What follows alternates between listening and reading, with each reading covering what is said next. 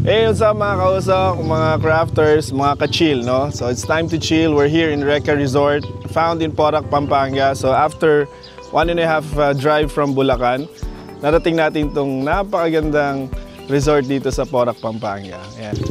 Para ka nagpunta ng Indonesia, no? So wala tayo sa Bali, but this is Bali of Pampanga. Ayan, no? And then may bago sila dito, no? So last time na nandito sila misis, wala pa tong malaking gazebo na to or resto na to. Yan, so they have big parking space. Yan. Ang laki ng parking space nila, no? Hindi rin dikit-dikit yung sasakyan. So wala kang usually sa mga resort na ganito, maraming dala, no? Nag-unload sa mga sasakyan. Pero dito hindi ka kakabahan na dikit-dikit yung mga sasakyan when they're unloading their luggages at mga dala kasi malaki yung space nila in between. And then they have this restaurant and reception area. Yan.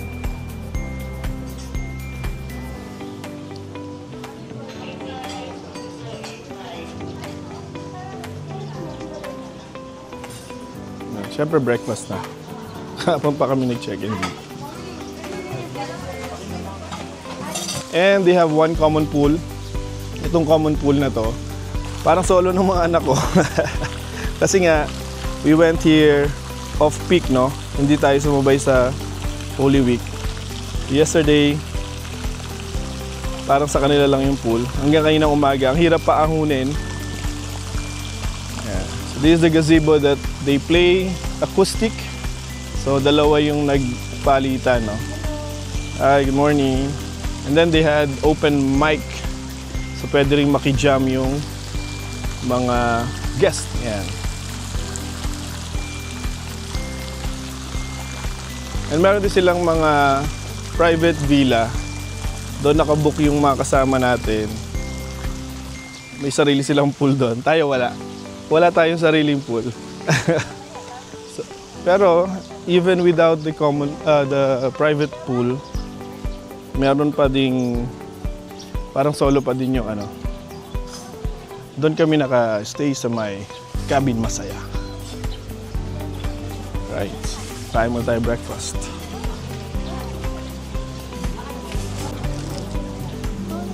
Yeah.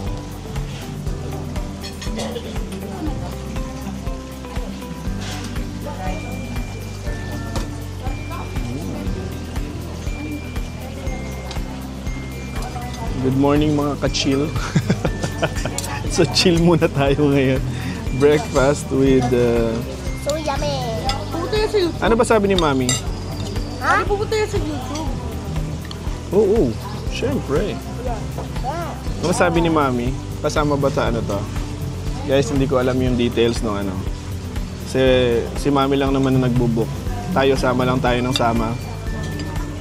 Andito na sila mga ka-chill. For the vlog. For the vlog, guys. Yan yung mga kasama natin. Ayun yung mga GPC Travel Angels. Hi, Ma'am Jazz. Morning. Wish you were here. Rosel, wish you were here. So, you're having breakfast. Ang sinerve nila for breakfast, yung tocino kagaya, hindi, joke lang. Bread and tocino, yung tapa, tocino, ay, longganisa pala to. And scrambled egg, yeah. And hotdog, syempre.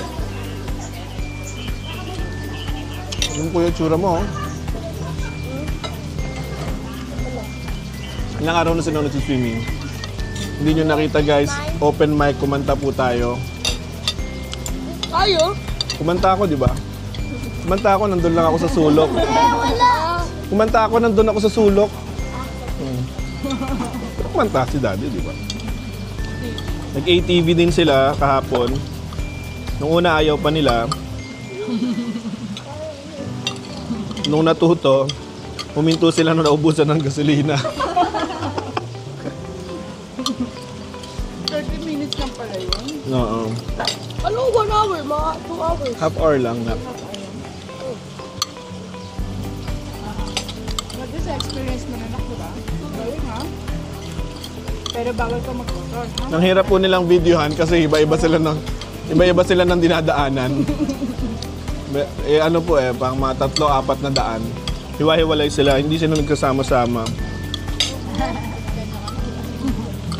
Kanya-kanya silang daan. Fault mag-ETV ang kaya. Oo nga, sa'yo no. Mahirap pa rin kay...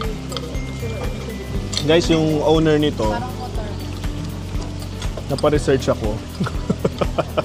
Yung owner pala nito, dating tricycle driver. Diba?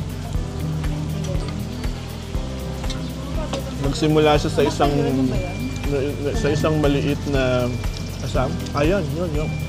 Sa TV. Nagsimula sila sa isang maliit na A-cabin. Hanggang sa nadagdagan.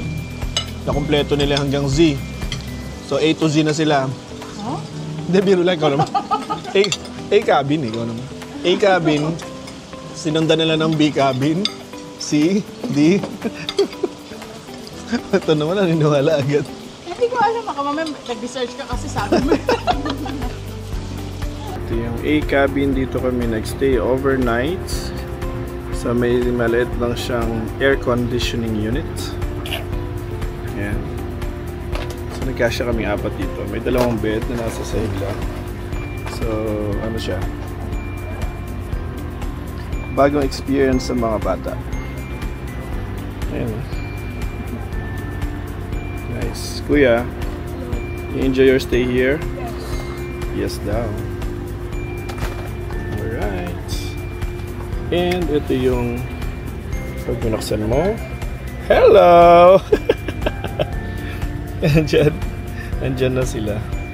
May lawn sa harapan. At ayun yung rest on the other side. So, unahan lang.